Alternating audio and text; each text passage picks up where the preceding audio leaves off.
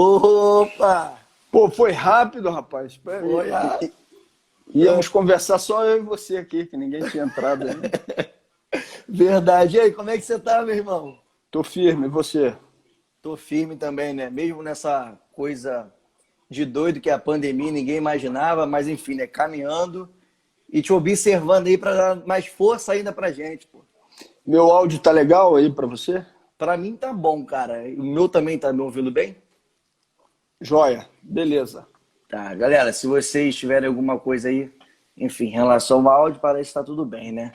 Meu amigo, primeiro te agradecendo mais uma vez, saudade de te dar um abraço, muito tempo sem te ver, né? Porque, enfim, né? Muito tempo aí que essa pandemia já tá durando, mas espero já já te encontrar nas ruas aí, te encontrar, enfim, para te dar um abraço mesmo, trocar aquela ideia que a gente sempre troca, é Saudade de você também, importante. meu amigo. Manda um abraço. A turma toda deve estar aí hoje, né? Tá Participando geral. aqui. Um abraço pra moçada toda aí. Boa, boa. Meu amigo, então, primeiro te agradecer, tá, por você ter aceitado. Sei que tua agenda aí tá gigante, né? Muita coisa acontecendo ao mesmo tempo. Entrevistas que eu venho acompanhando também você tá dando. Mas só de você ter investido o seu tempinho aqui para trocar uma ideia sobre essa política nacional, já te agradeço muito e com certeza vai ser gratificante aqui para as pessoas também que estão nos acompanhando. Tá bom? Só não faz aquelas conversas É. que o pessoal que está assistindo vai falar assim, pô, essas conversas eu já conheço. Pode pegar pesado aí, faz os questionamentos. Eu sei que você botou aí para o pessoal mandar pergunta, Foi. fica à vontade. Eu separei aqui algumas perguntas, mas para quem tá chegando a partir da sua live, dos seus seguidores aí, vou me apresentar aqui também e vou falar um pouquinho o que é o Siri na Live, né? Que é esse quadro aqui que a gente já está fazendo há um bom tempo, desde do meado, quando começou a pandemia ali, né? A gente decidiu fazer Siri na Live, que é uma série de lives, né? Então, eu sou o William Siri, sou economista, moro aqui em Campo Grande, na zona oeste da cidade do Rio de Janeiro. E aí, esse Siri na Live é isso, né? A gente vem fazendo toda segunda, quarta, quinta e sexta, com diversos temas, né, Glauber? Porque nesse momento que a pandemia está aí, normalmente, né, as pessoas na sua rotina ali não paravam para analisar e refletir sobre outros temas, né? Até mesmo sobre política. Mesmo a política está muito forte ali, mas ficava só mesmo por WhatsApp vendo a política muito do WhatsApp ali, né? Que é uma coisa muito mais que não tem tanta reflexão. E aí, que é importante, mas enfim, né? E aí a gente está pegando esse período aqui da pandemia para a gente colocar diversos temas para a gente refletir até mesmo o que nós queremos depois da pandemia, né? Então esse é o Siri na Live, e aí te agradecendo, e tem diversas perguntas aqui, só para te avisar, quando eu olhar para cá, não é porque eu estou sendo indelicado, né? É porque justamente tem as perguntas aqui para te fazer. Tá tranquilo? Maravilha. Vamos lá. Então já Tô, é. tô, tô ansioso. Glauber, olha só, a primeira pergunta é padrão para todo mundo que passa aqui. É um pouquinho do seu começo, né? Como é que foi sua vida realmente no começo da sua... Enfim, né, quando você decidiu entrar para a política e ser um parlamentar e tudo mais. Aí, assim, ó, sabemos que você tem sangue político nas veias, em relação à sua mãe, né? Doutora Saudade, né?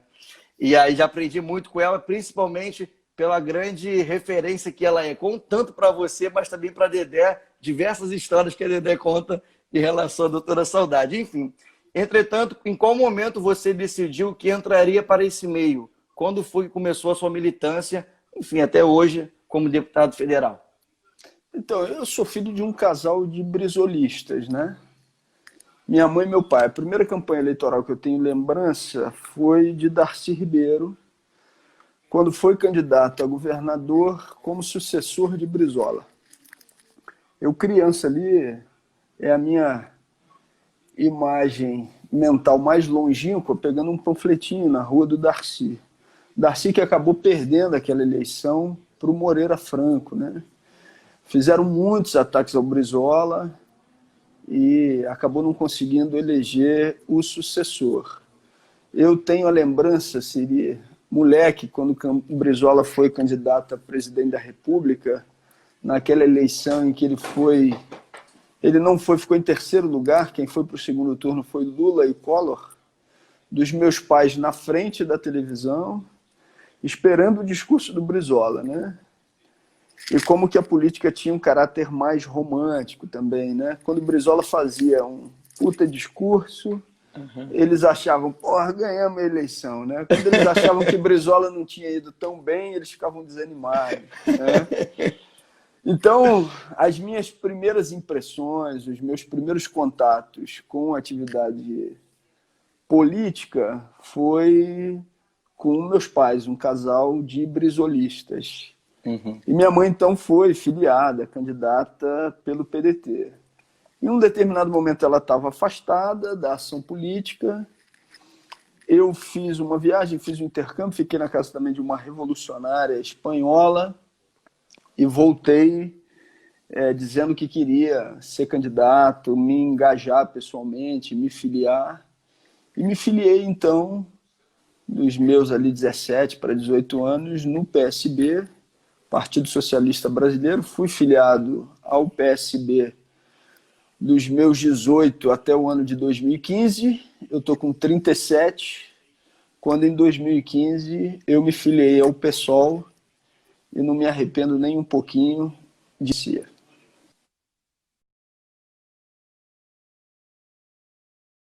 Picotado, eu não sei se é o meu ou se é o seu. Deixa eu botar aqui o buquê. Que é o teu. Eu tô Era o meu, porque às vezes meu Wi-Fi aqui só Jesus. E foi lá no PSB que eu te conheci e depois acompanhei para o pessoal também, né? E que bom. Isso mesmo. Se você chegar lá no gabinete de Brasília, ainda tem lá, tá lá a foto de Arraes, lá, de Miguel Arraes, tanto na hora que você entra no gabinete e depois, se você entrar para fazer uma reunião, ele está lá vigiando a gente. É uma referência também para você, né? Enfim, é uma grande referência para o Brasil, né? Foi uma das pessoas que eu citei, inclusive, no voto do impeachment, né? Sim, foi. Foi também Miguel Arraes. Eu fiz uma citação de todos aqueles que tinham sofrido com o estado de exceção ou com poder estatal de opressão, né? E Arraes, na sua vida como governador popular, sofreu as consequências da ditadura militar, foi um dos exilados, foi para o exílio, foi para a Argélia, né? Então tem uma história aí de luta também com o povo pernambucano que é muito bonita. Sim, sim. Deixa eu te perguntar uma coisa antes de fazer aqui a segunda pergunta, que está, enfim, fixada aqui, sobre o Brizola. Muitos dos seus discursos têm um pouco dele, porque é isso, né? A gente acaba tendo referências sempre a alguém. Como você colocou o Brizola como uma grande referência, tem um pouco de Brizola aí no Glauber, nos discursos de Glauber? Eu acho que a gente é o atravessamento das nossas vivências, né? Então, com certeza, né? Eu, de vez em quando, cito aquilo que Brizola dizia do custeamento do alambrado, né? Esse aí está custeando o alambrado, é aquele que está saindo de fininho, que não está querendo se comprometer na hora difícil, né? Então, com certeza, Brizola é uma referência. Todos aqueles que eu citei no discurso do dia do impeachment são referências, e outros que eu não citei, inclusive, que não são brasileiros e que, para mim, são também referências importantíssimas da luta revolucionária, da luta socialista, da construção de um novo mundo. Entendi, show de bola. Ó, tem uma pergunta aqui do Júlio, que é o seguinte, ó, muito se discute sobre uma frente ampla no campo progressista. Você acha isso viável? Como você acha que a oposição deve agir? E aí eu até implementando aqui, porque é isso, né? É uma frente ampla, porque nós temos o Bolsonaro aí, enfim, né? O que nós estamos passando. Aí é isso. Acha viável, Glauber? Acha? Como é Júlio, que é? Então, Siri, acho que tem coisas diferentes nessa história. Assim. Unidade de ação contra o fascismo, contra o fechamento de regime, contra o autoritarismo de Bolsonaro, a gente tem que ter. Não só na esquerda, mas inclusive para fora do nosso campo de oposição à esquerda. Então, sim, você tem que ter unidade de ação. Você pode ter uma iniciativa, por exemplo, com alguém que teve contra você ontem ou anteontem? Pode. Por quê? Porque você está mirando num objetivo que é não deixar o fascismo avançar. Agora, isso não pode ser sinônimo de abaixar as nossas bandeiras, de abrir mão, inclusive, de cativar aqueles que perderam a possibilidade de se entusiasmar com um projeto nosso. Objetivamente, se eu tiver que gastar energia prioritariamente em convencer Suzana Vieira para que ela não seja lavajatista, ou gastar as minhas energias para que o eleitor de Campo Grande, da Zona Oeste, que já votou na esquerda um dia e que deixou de votar, para que o eleitor da Baixada Fluminense, que já votou na esquerda um dia e que deixou de votar, eu evidentemente vou estar colocando as minhas energias prioritárias nos bairros, distritos, regiões populares que são diretamente afetadas por um programa ultraliberal que, inclusive, a direita, que se fantasia de centro, defende.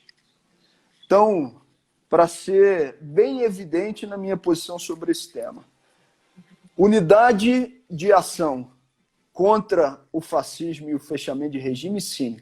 Ficar a reboque da direita liberal brasileira abaixando as nossas bandeiras, não. Inclusive porque isso é ineficaz no combate que tem que ser feito ao fascismo. Um exemplo. Bolsonaro tem de 20% a 30% de apoio ao seu governo. Ele trabalha cotidianamente para transformar esses apoiadores em militantes fascistas.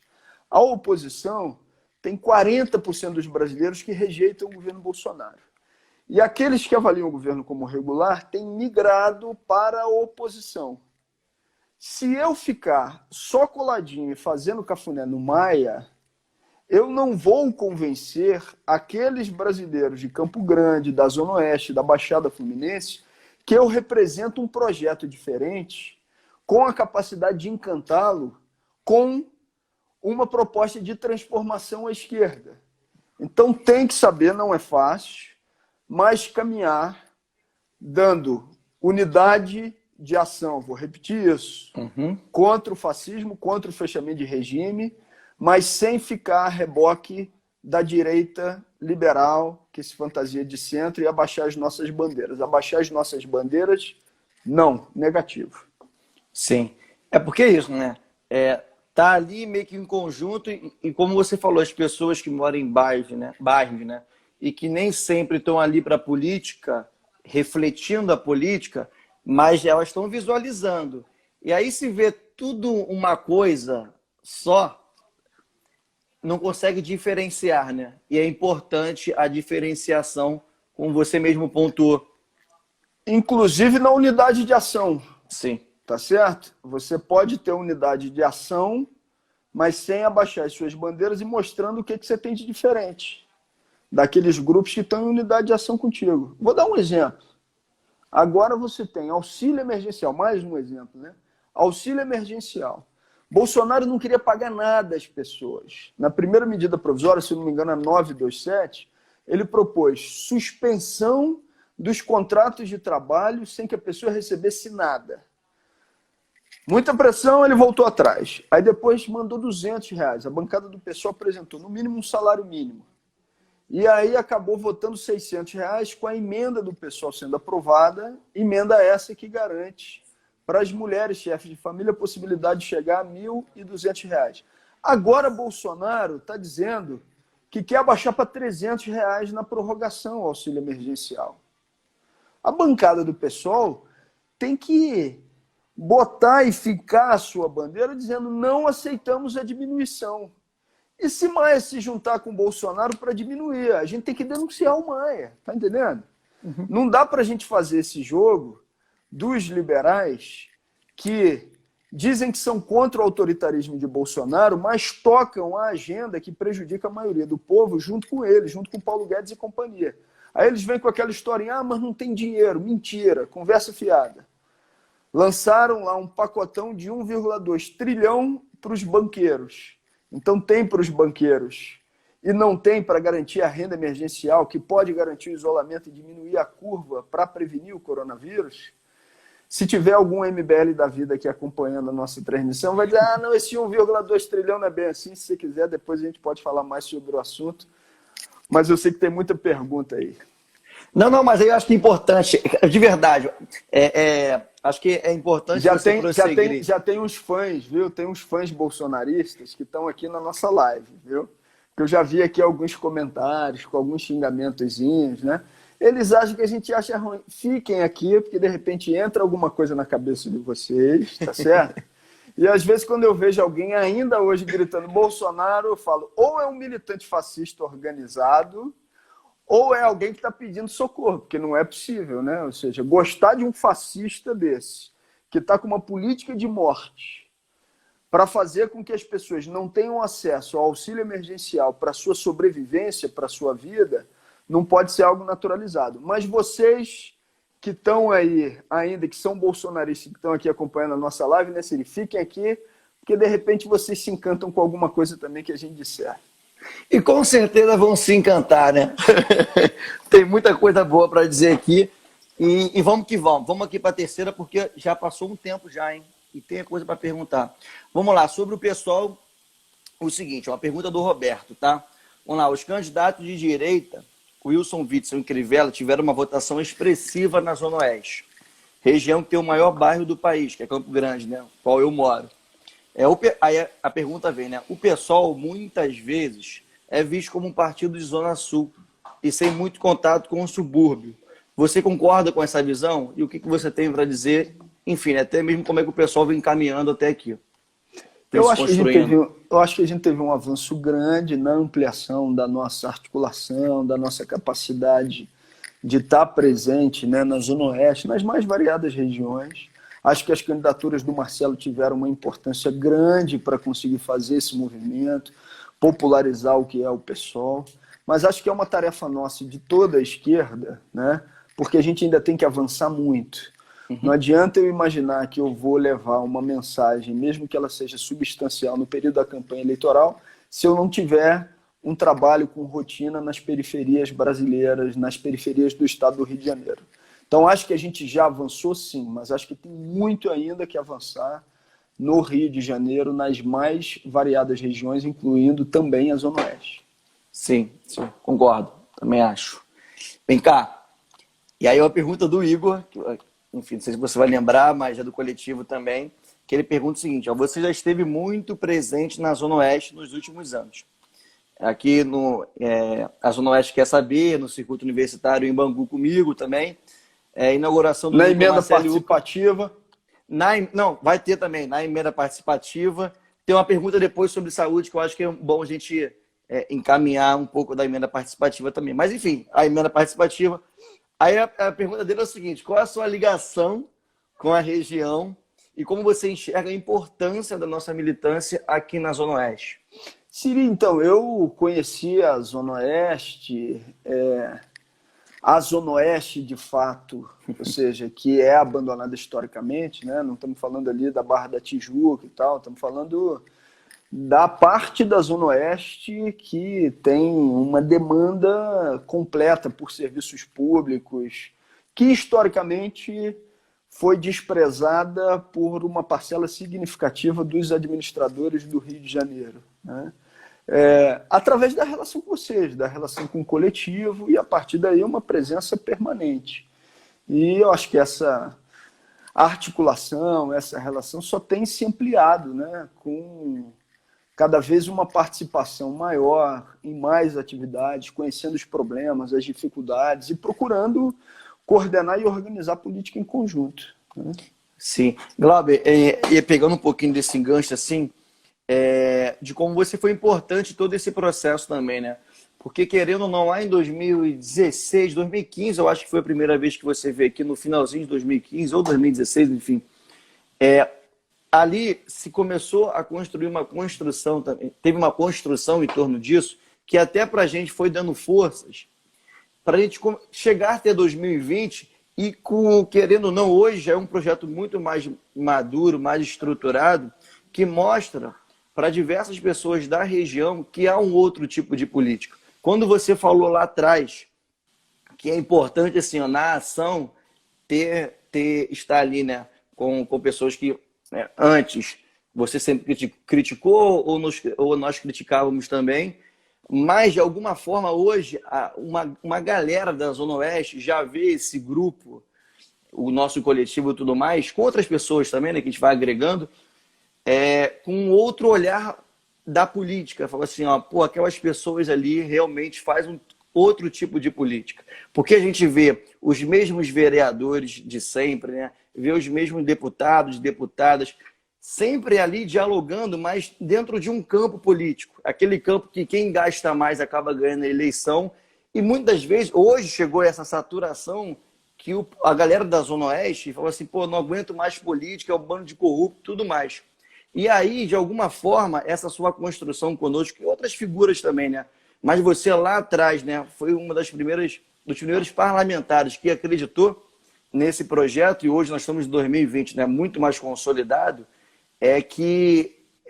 já mostra para a região que ter um grupo ali que lá atrás era uma molecada, mas não era somente um oba-oba. Hoje as pessoas cada vez mais reconhecem que há um projeto em torno da gente, sabe? Um projeto político, não é uma coisa pontual, sabe? Mas nós já começamos a falar, olha só, nós queremos emprego e renda para a nossa região, nós queremos uma cultura que seja viva para a nossa região, com equipamentos culturais, nós queremos uma saúde, aí eu acho que até a outra pergunta aqui sobre saúde pública, né, vai dar mais atributos para a gente falar, mas é isso, assim, a gente já começa hoje a ter mais vida para as pessoas e um outro olhar que elas tinham antigamente. E assim, essa pergunta eu coloquei aqui do Igor é muito importante para a gente, assim, porque foi uma importância que você viu lá, nós éramos muito pequenos, né? Era isso, sonho que não tinha nada realizado e hoje cada vez mais sonhamos muito, né? Mas hoje tem muito mais solidez, sabe? Assim, é mais consolidado. Sacou? Pô, que bacana. E o trabalho que vocês fazem, né, de articulação permanente, de rotina, isso é muito importante, né? O trabalho que vocês fazem, por exemplo, de prestação de contas no calçadão. Siri, eu estou convencido de que, para que a esquerda brasileira consiga se contrapor a estruturas conservadoras, hegemônicas, a gente tem que ter um espaço de acolhimento. E acolhimento se faz com rotina. Não se faz exclusivamente com você levando a mensagem, mas com a capacidade de ouvir, de entender as contradições.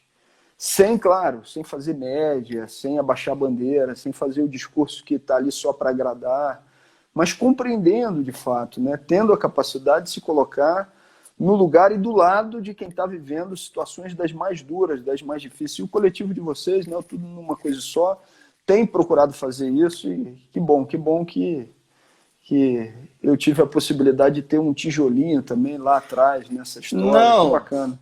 E meu pai e minha mãe me ensinaram uma coisa que é isso, né? Dá honra quem tem honra, sacou? E aí é isso, né? E hoje também a gente vê, por exemplo, né? Vai falar com Glauber, Marighella, aí começa aqui os negócios, tipo assim, aquelas viagens, porque hoje é isso, né? O Olavo de Carvalho colocou certas questões aí, meu irmão, e tá essa política louca, mas enfim. Quando passar a pandemia, me convida aí para um debate para eu falar só sobre Marighella, pô. Só sobre Marighella. Inclusive, nesse período da pandemia, parte do meu tempo eu utilizei, inclusive, para ler todos os escritos de Marighella, todos não, uma parte significativa dos escritos de Marighella que foram organizados por Vladimir Safatli, né? Uhum. E quem quer conhecer a história do Brasil, quem quer se aprofundar na esquerda brasileira, o que aconteceu na ditadura, no golpe de 64, a resistência à ditadura, tem que ler os escritos de Marighella. Você pode gostar, não gostar, eu gosto demais, né? Ou seja, do que é a representação política de Marighella, mas mesmo quem não gosta ou não concorda, quem tem divergência, tem que conhecer. É exatamente isso, assim, é conhecer, sabe? Porque você vê que é literalmente um discurso à la WhatsApp. Viu uma figura, viu um textinho ali de, enfim, 5 linhas, pronto, eu já sei o que é Marighella, é um safado, é isso, é um safado, comunista e terrorista. Ponto final. E se você for falar qualquer outra coisa, Não, eu já sei que é Marighella. Ponto, já li tudo sobre eles. Então assim, quando voltando, né? Quando a gente fala de Glauber Braga e compreendendo o tijolinho que colocou ali, e mesmo vindo essas críticas mais absurdas que a gente ouve por aí, sacou? Mas é importante, é isso, né? Dar honra a quem tem honra, por isso que a gente está aqui, meu irmão, e vamos até para quem crê, né? Enfim, né? A partir da minha espiritualidade, vamos até a eternidade. Vem cá, meu amigo, vamos aqui mais uma pergunta sobre a saúde, ó. Essa pergunta é da Gláucia, vivemos a pior crise da saúde dos últimos 100 anos, sentida principalmente nos lugares mais pobres, no Rio de Janeiro, a Zona Oeste, por exemplo, eu até coloco aqui, a Zona Oeste lidera as estatísticas ruins. Por exemplo, Campo Grande, onde eu moro, né, é o lugar que mais morreram pessoas aqui na cidade do Rio. Qual é o papel do Estado para atenuar esses efeitos gerados pela desigualdade? Aí, Glauber, antes de você falar, desculpa, só pegar mais um parênteses aqui, essa pandemia tem mostrado muito uma coisa que nós sempre falamos, essas desigualdades, né? E a gente vê que até mesmo um tempo depois, a pandemia vem mostrado e ficado cada vez mais latente essas desigualdades e o papel do Estado na nossa vida. Eu acho que é muito importante essa pergunta aqui, né? Qual o papel do Estado para atenuar esses efeitos gerados pela desigualdade? Porque é isso, né? Tá na nossa cara essas desigualdades que o Brasil vive, né? Seria quem que perguntou? Gláucia. Gláucia, então, acho que não tem outro rumo a não ser uma defesa intransigente do SUS, né? Do Serviço Público de Saúde, que estava sendo tão atacado no pré-pandemia, não só pelo governo de Jair Bolsonaro, mas pela agenda ultraliberal. Agora, muitas das pessoas que faziam esses ataques veem a importância dessa valorização. Porque valorizando o SUS, você imagina na pandemia, você aumenta o número de leitos públicos, aumentando o número de leitos públicos, você tem a possibilidade de que as pessoas tenham atendimento nos hospitais. Fortalecendo o SUS, você fortalece o programa de saúde da família. Fortalecendo o programa de saúde da família, você fortalece a política preventiva. Fortalecendo a política preventiva, você tem uma diminuição das pessoas que têm que se deslocar até os serviços de emergência dos hospitais. Então temos que fortalecer o SUS, né? Não há outra saída, não há outra alternativa. Ampliar majoritariamente, isso independentemente da pandemia, já era algo necessário antes, vai ser algo necessário depois, uma ampliação substantiva de política de prevenção, com a saúde da família, agentes comunitários valorizados, nas mais variadas comunidades, não só do estado do Rio de Janeiro, da cidade, da capital, mas do Brasil como um todo. Na pandemia, a gente tem medidas urgentes. Hoje, os dados publicizados deram mais de 80% dos leitos ocupados em relação ao coronavírus. Primeira coisa, Siri, tem que ter fila única. Não dá para, num momento como esse, a pessoa morrer porque não pôde ser atendida, porque não tinha dinheiro. Se você tem um leito disponível no hospital privado, é fundamental a intervenção do poder público para garantir a vida da pessoa e que ela não venha a falecer por falta de atendimento. Segundo, no Rio de Janeiro, num primeiro momento, houve uma grande articulação dos hospitais municipais, aí estou falando dos mais variados municípios, e dos hospitais estaduais. E a rede federal fora dessa história. E sabe quem é? Todas as notícias dão conta disso. Comanda politicamente a rede federal no Rio o Flávio Bolsonaro, senador, filho do presidente da República. Como é que você pode ter a rede federal fora desse atendimento, desse acolhimento, num momento tão grave e tão importante como o que a gente está vivenciando? Já circula até uma informação de pessoas que dizem: ah, Bolsonaro, você pediu para a gente fiscalizar, olha aqui como é que está a rede federal, que deveria ser uma responsabilidade do seu governo, e que não está funcionando da maneira devida por não só negligência, mas por uma política deliberada do governo federal de não entrar nesse atendimento, não só de prevenção, mas de acolhimento em relação ao coronavírus desde o princípio. Respondendo à pergunta da Gláucia de maneira bem objetiva, é o fortalecimento do SUS, do Sistema Único de Saúde, que pode fazer com que a gente saia de uma situação tão grave como essa que a gente está vivendo agora e também no pós-pandemia. Para isso, tem que revogar a Emenda Constitucional 95, que congelou os investimentos em saúde e em educação por um período de mais de 20 anos no Brasil. Medida adotada no governo Temer, mas corroborada, intensificada ainda pelo governo de Jair Bolsonaro. Duas coisas, Glauber. Assim, primeira, o teto dos gastos, né? Isso é um absurdo, assim, até há um consenso entre os economistas, é só acompanhar, né? Até mesmo esses grandes jornais aí, o Globo, o Estadão, você já vê que minimamente há um consenso, até entre os economistas liberais, que não tem sentido continuar com o teto dos gastos, ainda mais no meio de uma pandemia.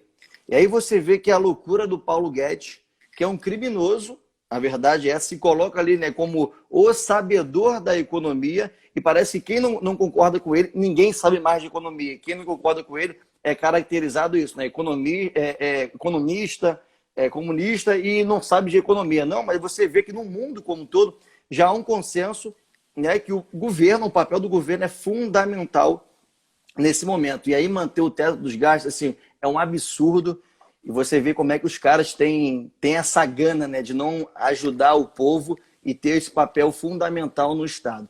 Outra coisa também que eu quero pontuar é literalmente, quando você falou da emenda, né, que você teve aqui da emenda participativa, é fundamental colocar, porque teve uma amiga minha que uma vez colocou assim, ela trabalha um dos CAPs aqui em Campo Grande. Falou assim, Siri, quer ver como é que o SUS vai? Quer ver como é que a saúde da cidade vai? Olha primeiro para a saúde mental do município e tal, como é que vai estar. Porque é ali que começa a retirada dos direitos em relação ao SUS. E aí você veio naquela sua emenda participativa e literalmente a emenda de R$1 milhão acabou indo para a saúde mental da Zona Oeste. E agora, Glauber, para você ter noção, nós lançamos um vídeo hoje com diversas pessoas de cada região da Zona Oeste, pessoas de Santa Cruz, Campo Grande, Bangu, cobrando a Superintendência de Saúde Mental, cadê o dinheiro? Porque esse dinheiro já está no fundo municipal e até agora a gente não sabe se eles estão usando ou não. E ninguém fala nada. E aí é isso, assim, é um governo do Crivella, que você vê que... Eu estou fazendo esse link porque falou que ia cuidar das pessoas justamente pela saúde e o Crivella hoje que está fechadinho com o Bolsonaro e dá esse tipo de política para a população, né? Então você vê que são esses falsos moralistas, né, que falam muitas das vezes que vão cuidar das pessoas, estão ali para ajudar, mas na prática é isso. É acabar com o SUS, romper, né, corroer por dentro o SUS, e é o SUS que todo mundo sabe que nessa pandemia provou que é o que deu condições para a população sobreviver, né? E mesmo assim, mesmo morrendo muita gente, mas o SUS se mantém ali firme e forte, mesmo com essa galera todinha tentando corroer por dentro o SUS, né?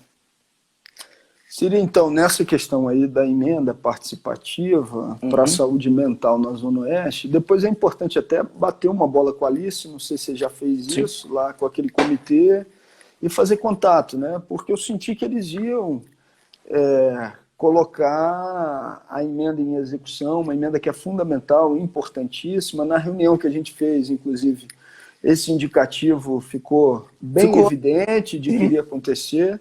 Eu acho que é importante um diálogo por parte também do nosso mandato para ver o que está acontecendo, se por conta da pandemia houve algum problema na execução do recurso, se não houve. No que o mandato puder fazer aí nesse sentido, também estamos à disposição, porque, inclusive, uma das nossas tarefas fazer o acompanhamento e a fiscalização da execução da emenda, né? Essa é a política de saúde mental que tinha que estar sendo priorizada, né? O contrário do que faz o governo Bolsonaro e é o contrário do que já fazia o governo Temer, né? O fortalecimento, por exemplo, dos CAPs, dos Centros de Atenção Psicossocial, né? Que dá a possibilidade de atendimento e de acolhimento para as pessoas nas mais diferentes dificuldades que elas enfrentam. Tinha o CAPS infantil, CAPS álcool e drogas, CAPS que precisam dar acolhimento. E na Zona Oeste, eu aprendi aí com vocês, né, o trabalho que era relacionado e realizado junto com a cultura, né? Vocês querem o fortalecimento da lona cultural em articulação com a saúde mental. Pô, que bacana, né? Então, acho que era bom fazer esse contato com a Alice também, para, se for o caso, a gente ligar como mandato, para saber o que está acontecendo, porque num primeiro momento eu senti a vontade de dar execução à emenda, mas é importante a gente sempre estar tendo a possibilidade de fazer aí a nossa parte. Sei que você vai fazer outra pergunta aí. Tinha algumas pessoas falando aqui com o pessoal assim, sai daqui, Bolsonaro e tal, sai da live. Gente, não manda, esses que estão aqui, não manda eles embora, não. Porque enquanto eles ficam aqui, eles não estão falando mentira na rua aí. É melhor que aqui eles ficam aqui com a gente eles estão e aprendendo. Estão mais controlados. Deixa eles aqui com a gente. Vamos lá então para outra pergunta. Essa pergunta é da Ana, também é do coletivo. Vamos lá. Boa parte dos trabalhadores da região, das regiões mais pobres, estão no setor de serviço, né? Comércio, transporte, hospitais, enfim. Ou são informais e não podem ficar em casa fazendo quarentena. É uma realidade. Como o Congresso Federal deve agir para garantir a segurança dessas pessoas? De alguma forma você já falou, mas eu acho importante complementar. Claro, ou seja, eu acho assim, a política de renda prioritária que tem hoje para autônomo e trabalhador informal é a renda emergencial. R$600 é muito pouco, por isso que a gente propôs no mínimo um salário mínimo, mas a gente não conseguiu, a bancada do PSOL não conseguiu vencer essa demanda, então prevaleceu os R$600. No mínimo, o que a gente tem que defender agora? A manutenção dessa política até o final do ano e a inclusão daqueles que têm o direito e que não conseguiram ser incluídos. Foram vetados por Bolsonaro. Então tem que ter pressão em cima do Rodrigo Maia e do Alcolumbre para botar o veto e a gente derrubar o veto numa sessão do Congresso. De quem que a gente está falando? A gente está falando de trabalhadores de aplicativos que foram vetados, boa parte. A gente está falando do pessoal do transporte escolar, que foram vetados por Bolsonaro. Tem uma listona, né? Uma parte recebeu e outra parte não. Objetivamente, garantir, num primeiro momento, auxílio emergencial para quem já está recebendo com, no mínimo, a manutenção do valor e a inclusão dos que tinham direito e não estão recebendo. Além disso, já foram aprovadas medidas para as micro e para as pequenas empresas, aí, nesse caso, para trabalhadores formais. Diferente do que o Paulo Guedes disse, que não vale a pena ajudar micro e pequeno, que só tem que ajudar grande, né? É o contrário, a maior parte da economia brasileira está baseada nas micro e nas pequenas. A grande consegue se virar, consegue o crédito no banco privado, tá certo? A micro e pequena tem muita dificuldade e não consegue. Foi aprovada uma legislação de um senador que nem é do nosso campo, é um senador lá de Santa Catarina, Jorginho Melo, foi aprovada na Câmara e ficou 24 dias sem que o Bolsonaro regulamentasse. Isso não é à toa, né, Glauber? Não é à toa, é uma política deliberada para criar o caos e justificar que todo mundo tem que retornar sem o auxílio que o governo federal poderia estar dando. É isso. Mas já foi aprovada essa e uma outra medida provisória que é do próprio governo, a 944, que pega uma parte, tá certo? Das empresas, a partir de um rendimento eu não estou com os dados aqui agora, mas se eu não me engano, de 10 milhões. É ruim também porque não pega o pequenininho, ou seja, aquele que tem os menores rendimentos para o auxílio. Mas mesmo aqueles que estão incluídos, eles estão tendo uma dificuldade, que é o quê? De conseguir operar esse crédito nos bancos públicos. Por quê? Também porque Bolsonaro, no final das contas, quer dificultar o crédito a partir do banco público para depois dizer, tá vendo, o banco público não está funcionando e precisa se privatizar. Quando não é verdade. Se não fosse Caixa Econômica Federal, se não fosse Banco do Brasil, se não fossem esses trabalhadores, eu queria ver o banco privado que estava operando essa quantidade de recursos do auxílio emergencial. O banco privado não ia querer pegar isso, tá certo? Os bancos públicos pegam, e a tarefa, inclusive, de fazê-lo é dos bancos públicos. Mas na liberação do crédito está muito devagar também por uma política de dificultação consciente e deliberada por parte do governo de Jair Bolsonaro. Medidas já foram aprovadas no Congresso Nacional para que esse atendimento fosse realizado. Sim, show de bola. Deixa eu aqui adiantar, porque faltam já 20 minutinhos só para cair nossa live. Vamos lá. Sobre a pandemia. Essa pandemia deixou alguns problemas nacionais muito evidentes.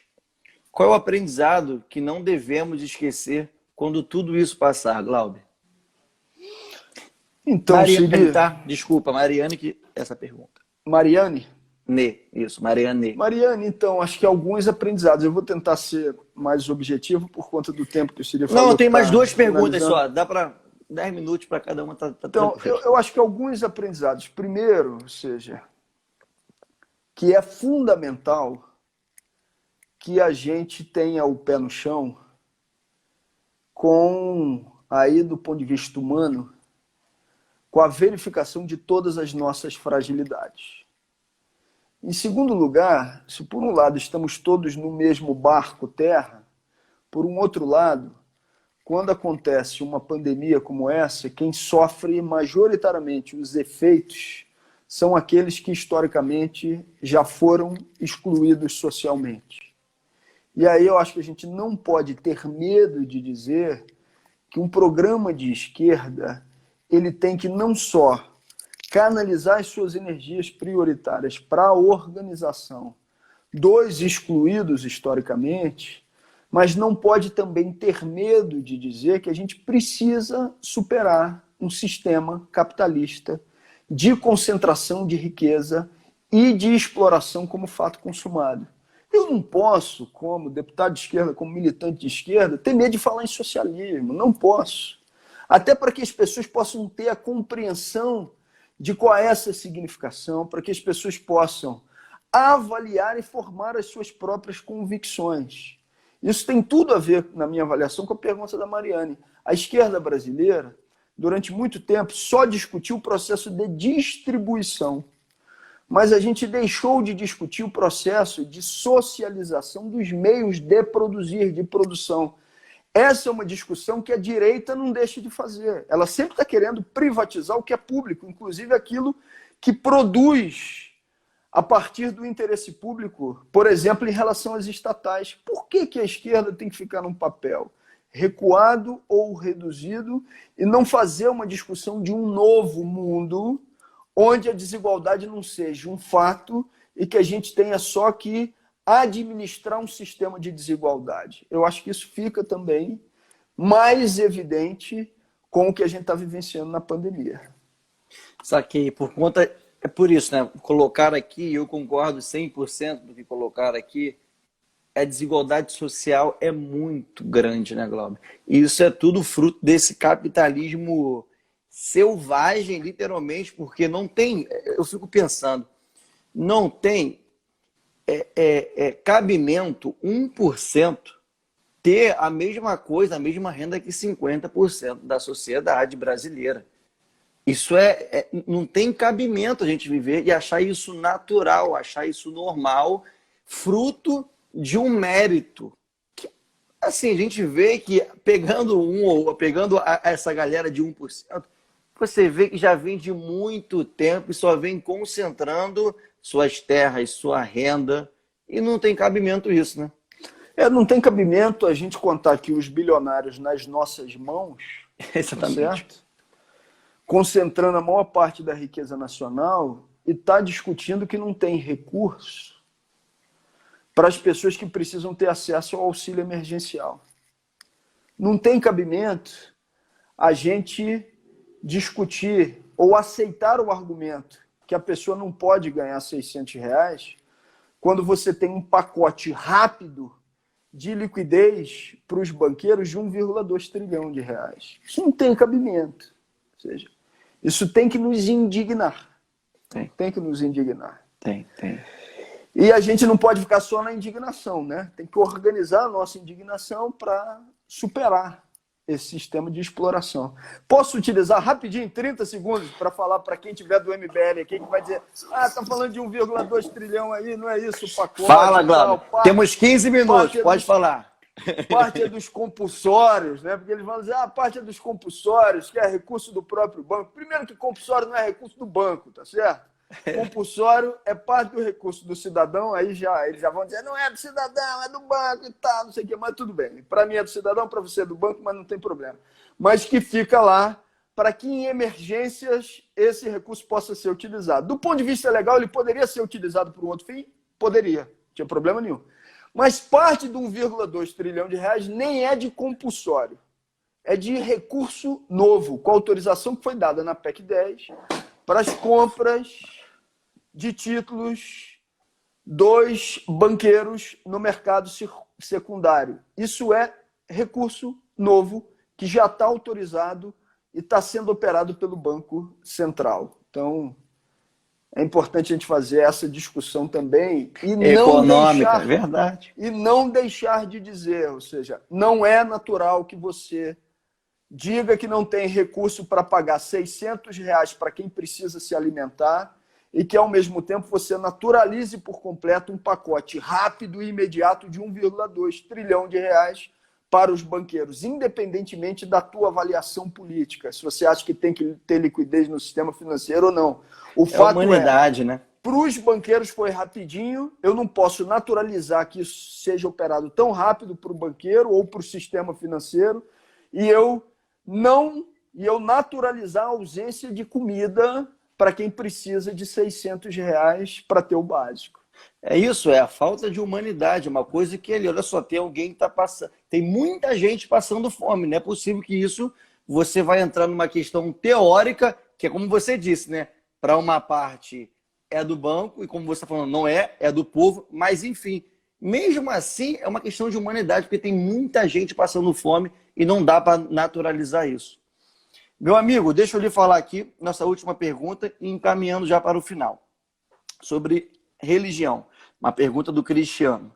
Temos observado que a religião tem se tornado um ponto central nas discussões políticas. Como você enxerga esse movimento? Você acha que a esquerda dialogou pouco com esse setor? É o seguinte, ou seja, acho que a esquerda tem que fazer uma defesa intransigente do Estado laico. Na defesa intransigente do Estado laico, compreender, né, que cada um tem o direito de ser católico, de ser evangélico, de ser espírita, de ser umbandista, de ser espírita kardecista, de ser umbandista, de ser do candomblé, de ser ateu, de não ter religião. O Estado laico vem para dar essa garantia, tá certo?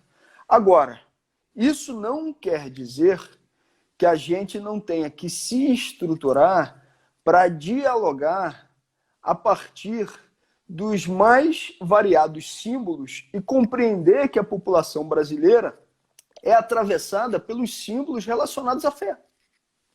Na minha avaliação, Silas Malafaia tem que ser combatido. Mas os seguidores de Silas Malafaia, eles precisam ser disputados. Na minha avaliação, Bolsonaro precisa ser combatido. Mas alguém que tenha votado em Bolsonaro na eleição, mas que está aqui acompanhando a nossa transmissão, ele precisa ser disputado, se tiver algum espaço para isso. A mesma coisa, os seguidores de Moro.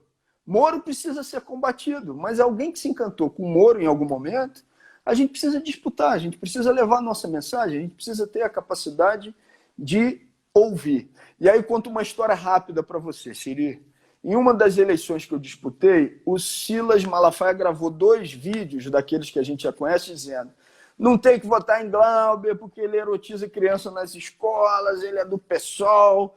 Aquela conversa que a gente já conhece, que eles utilizam para um projeto de poder. Eu estava chegando numa sessão eleitoral do Santa Bernadette, encontrei com uma senhorinha, eu falei: posso cumprimentar? Porque cumprimentar não é crime, né? Aí ela virou para mim e falou o seguinte: pode, e honre o meu voto, porque eu votei em você, apesar da orientação contrária do meu pastor Silas. Não adianta eu imaginar que vou conseguir manter um diálogo com essa senhora, ela furou o bloqueio, mas com várias outras pessoas que seguem o pastor Silas e que têm um contato com ele 3 vezes por semana, se eu só for dialogar e falar com a pessoa no período da campanha eleitoral. Por isso que eu tenho que ter espaços de rotina. Agora, ao mesmo tempo, demonstrar o que são projetos de poder que utilizam a fé para fazer com que esses projetos possam se amplificar, inclusive como forma de exploração, de movimentação da agenda ultraliberal. Você viu o Cunha, né? O Cunha dizia que tinha um projeto de fé, era um projeto de poder, né? Que se utilizava de elementos fundamentalistas para o seu próprio poder pessoal e daqueles que rodeavam ele. Mas, ao mesmo tempo, eu fui dialogar um dia desse com uma companheira, já faz um tempinho, do MST, e ela me disse que 40% das pessoas que estão nas ocupações do MST, acho que na Bahia, são evangélicas. 70% das pessoas que fazem ocupação com o MTST, evangélicas. Então a gente procurou um diálogo a partir das necessidades reais, respeitando a fé da pessoa, mas ao mesmo tempo entendendo que parte daqueles que se apresentam como se fossem ou se tivessem um monopólio da fé, tem projetos de poder. Essas lideranças têm que ser combatidas. E a gente não faz um diálogo, na minha avaliação, que seja franco e com capacidade de convencimento, se a gente não fizer isso, nos apresentando por completo. Não é mentindo, não é diminuindo o que somos, não é nos apresentando pela metade. A gente tem que se apresentar por completo, respeitando a fé das outras pessoas num Estado que é laico e combatendo aqueles que têm projetos de poder de natureza fundamentalista. Glauber, você sabe que eu sou nascido e criado, até hoje, nascido no Evangelho, né? Sou evangélico. Quando você fala do Silas Malafaia, quando a gente vai... assim, e toda a minha vida política, toda a minha vida no dia a dia, é a partir... o meu olhar para o mundo é a partir do Evangelho de Cristo. E aí, assim, quando você vai ali examinar, né, a Bíblia, os 4 evangelhos, quando Jesus tinha um comportamento com o povo de uma forma, você vê ali que era com muito amor e ensinamento. Jesus tinha um comportamento com os doutores da lei, os fariseus, que era o seguinte, era raça de víboras. Jesus não chamou raça de víboras o povo, Jesus chamou raça de víboras os religiosos. Quando eu vejo um Silas Malafaia da vida que faz disso tudo, abençoando, né, dizendo que é o representante de Deus na terra, e abençoando, por exemplo, essas autoridades, falando que Deus, a partir de mim, estou abençoando você, e você pode fazer essas atrocidades como o Bolsonaro da vida faz, como o Eduardo Cunha fez, que o próprio Silas também sempre foi ali, enfim. Quando eu vejo pastores igual o Silas Malafaia, me lembra automaticamente Jesus Cristo, que é raça de víboras.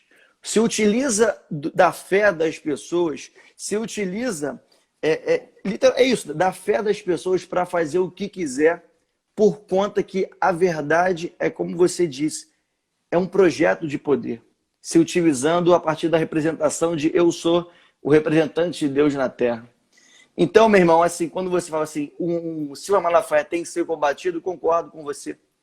Assim como o Edir Macedo da vida tem que ser combatido, concordo com você, porque ali não tem nada do Evangelho de Cristo, não tem nada de realmente do amor de Deus, sabe, que eu compreendo, né, a partir do Evangelho de Cristo. Não tem nada, é simplesmente um projeto de poder e que aqui na Zona Oeste eu vejo isso muito claro.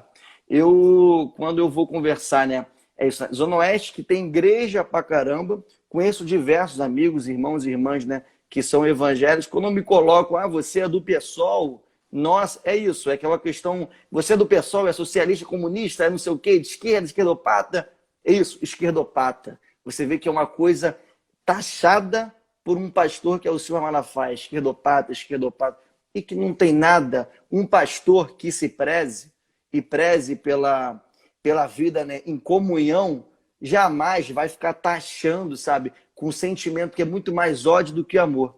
Então eu concordo muito com você, sabe, assim, eu vejo isso no meu território, me colocando como um político no campo progressista e como evangélico, e com o meu olhar, com tudo que eu faço é a partir do amor, do evangelho que eu aprendo com Cristo, né? E aí eu, mais uma vez, concordo com você que Silas Malafaias da vida tem que ser combatido sim, porque não tem nada do evangelho. Tem sim um projeto de poder. É isso, meu irmão, é isso. É isso. Você falou tudo, nem precisei falar nada. É isso, ou seja, ampliar o nosso diálogo a partir das dificuldades da vida real do povo, respeitando a fé, mas entendendo quem são aqueles que são os mercadores, os que têm os projetos de poder, né, da vida. Ampliar o nosso diálogo com figuras como Henrique Vieira e tantas outras que têm feito um trabalho fundamental, né, de leitura do Evangelho, que não aceita o caráter fundamentalista que alguns desses tentam impor por um projeto de poder. Concordo, Glauber. Ó, nesses últimos 3 minutinhos aqui, você citou o Henrique Vieira. Amanhã, 8 horas da noite, eu comecei a partir de semana passada, né, e toda terça-feira, 8 horas da noite, eu estou tendo uma conversa que é o Papo de Fé e Cidade com o Henrique Vieira, que a gente coloca... Está sendo muito bacana mesmo. Manda um abraço para ele. Pode deixar. Que nós estamos colocando como é que, a partir do evangelho, como é que nós pensamos uma cidade também, né? Uma cidade que realmente tem integração, uma cidade que é isso, né? Seja uma cidade para todos, e não uma cidade partida como a gente aqui, por exemplo, na cidade do Rio de Janeiro a gente vive, né? Uma Zona Oeste partida. Então, que uma parte da cidade tem tudo e a outra parte da cidade tem basicamente nada. Enfim, a gente está discutindo sobre isso toda terça-feira, 8 horas. E aí, quem quiser nos acompanhar amanhã. Meu irmão, muito obrigado. Faltam 2 minutos para cair nossa live aqui. Eu só tenho que te agradecer. Obrigado por tudo, por toda a nossa construção aí e por você sempre representar com convicção os seus princípios e muito nos representa aí. Que Deus te abençoe, que o amor dele esteja sempre contigo, fazendo com que essa capacidade, esse vigor esteja no seu coração para nos ajudar, né, diante esse espírito do ódio. Mas como disse aqui, até meu pai colocou aqui, o amor vai vencer o ódio.